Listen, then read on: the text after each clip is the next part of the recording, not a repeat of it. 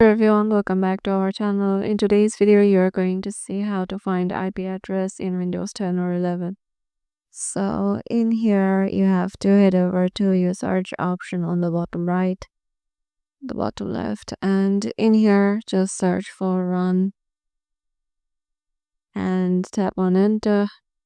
And here, write in cpa.cpl.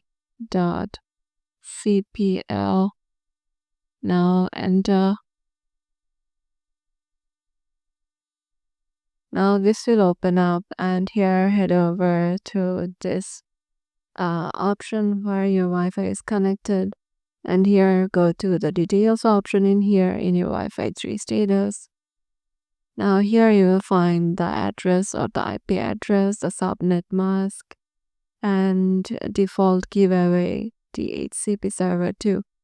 So yeah, this is how easily you can find your IP address in your Windows 10 or 11. Hope this video helped you out, and we'll see you in the next video.